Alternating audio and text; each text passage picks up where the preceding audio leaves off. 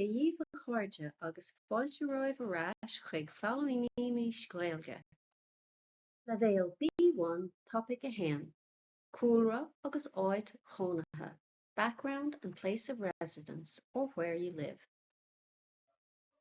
Le bhéal B1 topic a haon, Rannóg Tíortha agus Náisiúntachtaí ag díriú ar bheith leabhart.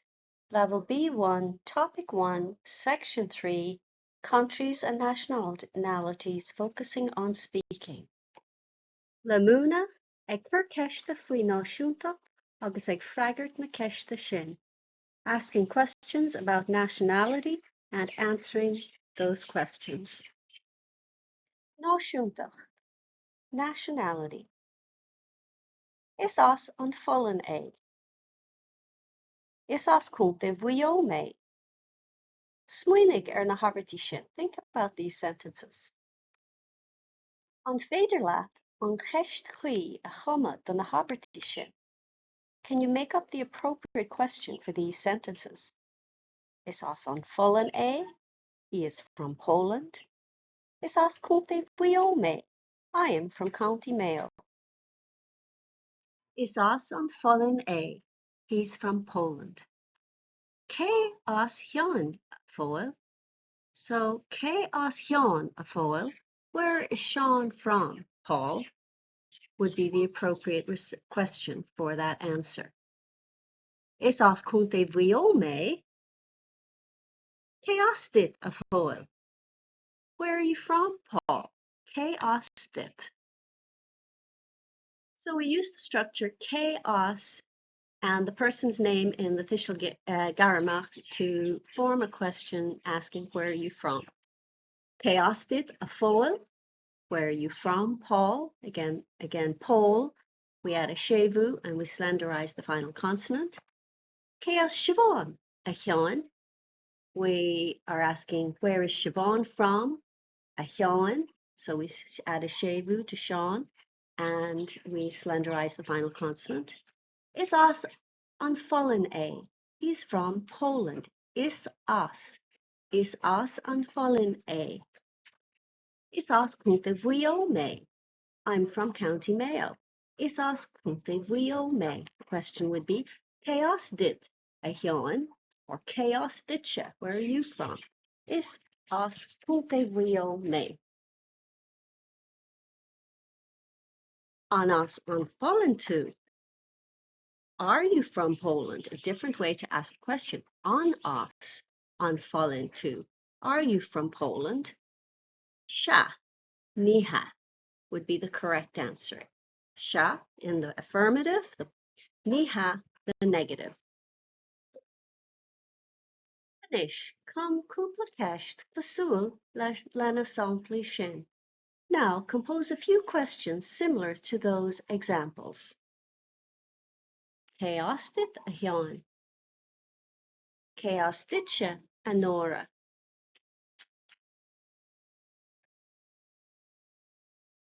Leog Tíortha uait don chníomhaíoch seo. You'll need the handout Tíortha countries for this activity. Tíortha countries. Féach ar na tíortha híos. An bhulla iscut cad is príomh. Look at the countries below. Do you know what they mean? Má tá páirtí agat, bí ag obair leis, agus déanagaí iarracht an duine ón tír a scríobh. If you have a partner, work with them and try to write the person from the country. Play na freagraí ar dús le bheith cinnte go bhfuil gach tír ar eolas a gcuibh, an sin scríobh an duine ón tír sin in Gaeilge. Discuss the answers first to make sure you know each country, then write the person from that country in Irish. Tá an chéad cheann déanta daoibh. The first one is done for you. Agus anois na tíortha, and now the countries. On Idáil, Italy. On Spáin, Spain. On Rank, France. On Velig, Belgium. On Ullen, Holland. On Tualin, Sweden, an Irua, Norway, an Follin, Poland, an Ghréig, Greece, an Furtingale, Portugal, an Rúis, Russia, an Astráil, Australia, an Afric, Africa, an Chin, China, an Chapáin, Japan, Sasanna, England, America, America. Agus inis na freagraí, and now the answers. An Idáil, duine ón Idáil is Idálach é nó I. An Spáin, fear ón Spáin is Spánach é. An Rank, bhean ón Rank is Francach I. An Belig is Beligach é nó I. An Olin is Ollanach é nó I. An Tualin is Sulanach é nó I. An Irua, Iruach. An Follin, Pollanach. An Ghréig, Gréagach. An Furtingale, Portingaleach.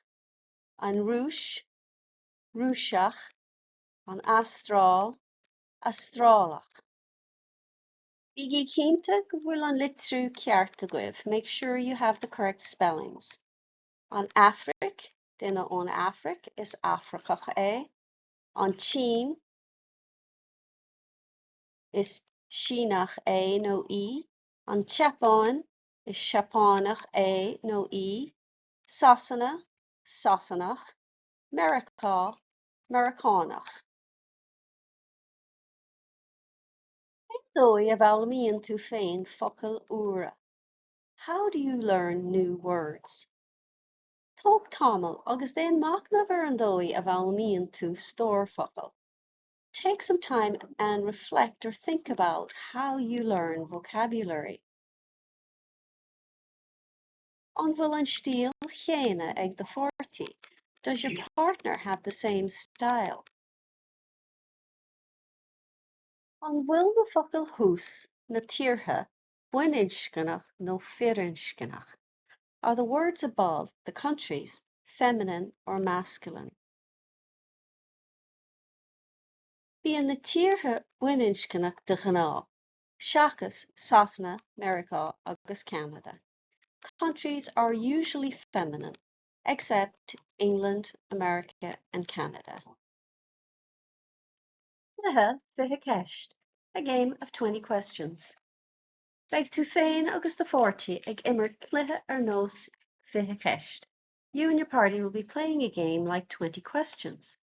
Beidh sibh ag úsáid na gceiste seo le linn an cluiche. You'll be using these questions during the game. An Sasanach tú? Se, no, ní ha. An as an Spáin tú? Are you from Spain? Se, ní ha. An as an Danmhairg tú? An Súlanach tú? Níl cead agat ach na freagraí se nó ní ha a chuirt. You're only allowed to answer yes or no, or to give the answers yes or no. Scríobh ainm tíre ar fís a páipéir agus ná tá Spáin é don duine in aiceile. Write the name of a country on a piece of paper and don't show it to the person beside you. Bí ag obair le chéile agus buin úsáid os na ceiste na hús go dtí go raibhníonn sibh an tír gurbas an duine eile. So work together and use the questions above until you choose the country that the person belongs to. Beidh an bhfuilteog cártaí poist uait den ghinníomhaíocht seo. You'll need the handout postcards for this activity. Cártaí poist, postcards. Bí ag obair le do fortí. Work with your partner if you have one. Beidh sibh ag léamh na cártaí poist le chéile agus beidh sibh ag ghlach a sealanna na cártaí a léamh amach ó sord. You will read the postcards together and take turns reading the cards out loud. Sé atá scríofa na cártaí ná chuir síos iontu garad ré faoi le tíre nó chúis go bhfuil an tír áirithe sin clúteach. What is written on the cards is a great description of a particular characteristic of a country or the reason why that particular country is famous. Caig sibh tós cad iad na tíortha atá I gceist. You have to guess which countries are in question. Scríofaí na cártaí poist thíos agus scríofaí an tír a bhfuil na cártaí ag tagairte dar libh. Look at the postcards below and write the country you think the cards refer to. An chéad cheann. Is tír an thabhairtach san Eorpach go politúil ach is tír bheagaí. It is a very important country in Europe politically, but it is a small country. Tá lán daoine ón tír seo in éireann faoi láthair. Is tír Catholicach. There are many people from this country in Ireland right now. It is a Catholic country. Bhíonn a lán daoine óga go dtí an tír seo feadh bliain nó dhó. Bhíonn an aimsir te. Many young people go to this country for a year or two. The weather is warm or hot. Tá clú agus cáil an tír seo as bia blasta agus an fian is fearr domhan. This country is famous for its delicious food and the best wine in the world. Agus anois na freagraí. Is tír an thabhairtach san Eorpach go politúil ach is tír bheagaí. An Bheilg, Belgium. Tá a lán daoine ón tír seo in éireann faoi láthair. Is tír Catholicach Poland. Tá clú agus cáil an tír seo as bia blasta agus an fian is fearr domhan. An Rank. Téann a lán daoine óga go dtí an tír seo feadh bliain nó dhó. Bíonn an aimsir te. An Astráil, Australia. Conas ar éirí lad, how did you get along? Cad a hílann sibh faoi éireann. What do you think about Ireland? An bhfuil clú agus cáil orann aon rud faoi le. Are we famous for anything in particular? Anois, cárta fust ditse, a postcard for you. Scríobh féin agus de fortaí, má tá fortaí agad, aber cúpla thabhairt ag déanamh chuir síos éireann. So you and your partner, if you have one, write a couple of sentences describing Ireland. Scríobh an chárta poist folamh ag bun an leathanig. Write on the blank postcard at the bottom of the page.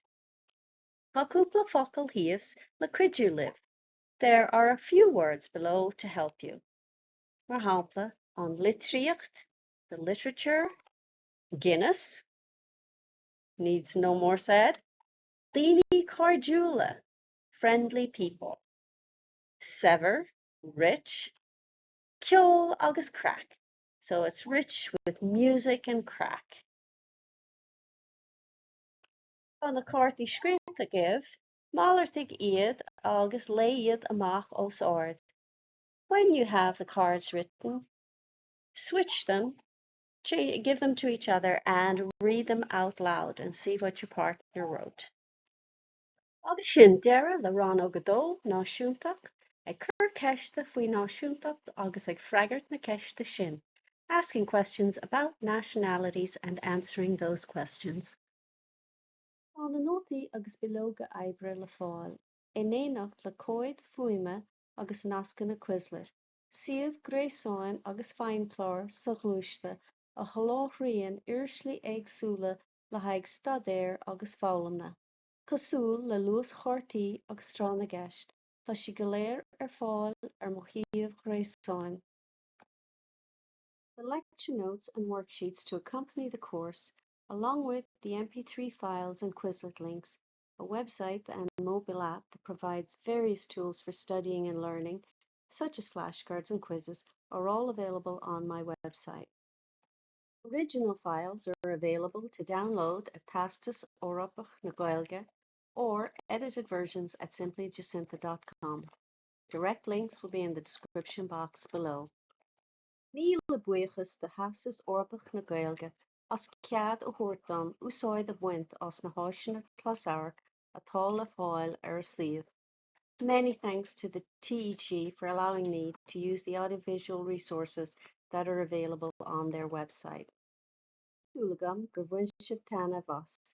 Like and subscribe le do hull.